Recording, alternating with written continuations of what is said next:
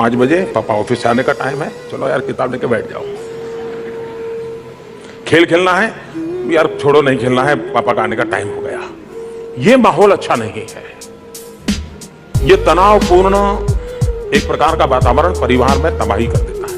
दूसरी तरफ ये भी कठिनाई है कि बहुत से माँ बाप होते हैं जिन्होंने बचपन में सपने उनके अंदर किसी ने बोए होते हैं और वो सपना बड़े होते हैं वटवृक्ष बनता जा रहा है। वो अपने सपने तो खुद पूरे नहीं कर पाए, तो फिर वो सपने अपने बच्चों में ट्रांसप्लांट करते हैं। मैं डॉक्टर बनना चाहता था, नहीं बन पाया, मैं तो टीचर होकर के जिंदगी गुजार रहा हूं, तुझे डॉक्टर बना के छोड़ूंगा। वो कहता है मुझे खिलाड़ी बनना है, मुझे डॉक्टर नहीं बनना है। तो माँ बाप कभी कभी अपने बच्चों की क्षमता, परवरिश, इन सारी चीजों को देखे बिना खुद के जो अधूरे सपने रह गए हैं, कहते हैं ना लोग भाई, मैं तो इसमें मानता नहीं हूं इसलिए आप भी मत मानिए, लेकिन कहते हैं कि भूत प्रेत हुआ करते हैं। तो कहते हैं कि जिनकी इच्छाएं अधूरी रह जाती और मरते हैं तो कहते हैं भूत हो जाते हैं, फिर वो इच्छाओं के लिए तड़पते रहते हैं।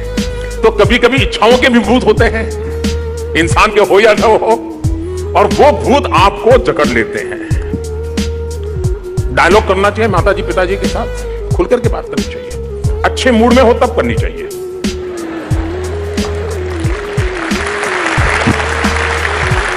और ये बात हिंदुस्तान के बच्चों को सिखानी नहीं पड़ती है। भारत का बच्चा जन्मजात पॉलिटिशियन होता है।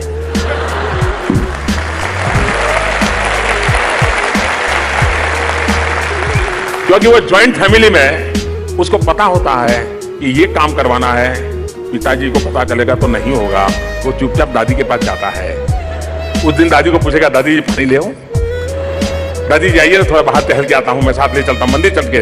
फिर बातें आता है, दादी मेरे लिए कर देना पड़ेगा, और दादी कर देती है। और दादी बेटे को भी डांटेगी, वो बेटे के लिए इतना ही नहीं करता। तो बच्चों को मालूम है कि कुछ काम करवाना है तो दादी से हो जाएगा, कुछ मम्मी से हो जाएगा, कुछ बड़े भाई से हो जाएगा, कुछ काम खुद का नहीं होने वाला है तो बहन को टाइट करो, और बहन को बोलो तुम आज बड़ा ड्रामा करो और करवा लो।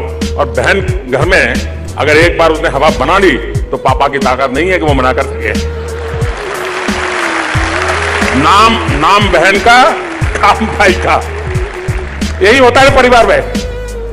लेकिन मैं अभिभावकों से कहना चाहूंगा कि आप इसको जो सोशल स्टेटस बना दिया है, जो अपने यार दोस्तों में कहीं मिलने जाते हैं, शादी ब्याह में जाते हैं, तो सब बात करते हैं मेरा बेटा ये करता है, मेरी बेटी ये करती है, तो उनके मन में रहता है कि मैं वहां मुंह दिखाने लायक नहीं हूं। उसका तो बेटा यहां पहुंच गया, उसकी तो बेटी वहां पहुंच गई, और मैं ही हूं कुछ बोल नहीं पाया और मुझे घर आना। और फिर वहां जो सुना, बस सामने आप मिले नहीं कि मरे नहीं। समाज में वो किसी और के बच्चों की कथा सुन करके आते हैं कि मनोमन तय करते हैं, मेरे बेटे बेकार है, मेरी बेटी बेकार है, मेरा कुछ हुआ नहीं। और हो सके तो गाड़ी में जाते होंगे तो पहले अपनी पत्नी को डांटते होंगे कि तूने कैसे बच्चे बड़े किया, क्या सिखाया, उसकी कोई जिम्मेवारी नहीं। उसी को डांटते रहते हैं कि तूने क्या सिखाया, ऐसे बुद्धू पैदा कर दिए, ये कर दिया, वो कर दिया, पता नहीं क्या क्या। और घर पहुंचते ही तुम मिल गए सामने तो खेल खत्म।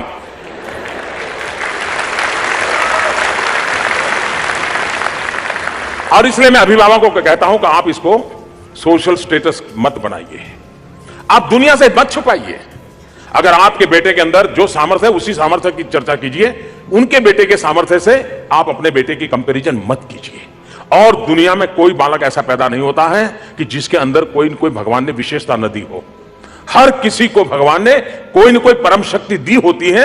अगर पेरेंट्स उस परम शक्ति को पहचान ले और बालक को उस परम शक्ति के साथ जोड़ करके रखें तो कहीं से कहीं पहुंच सकता है।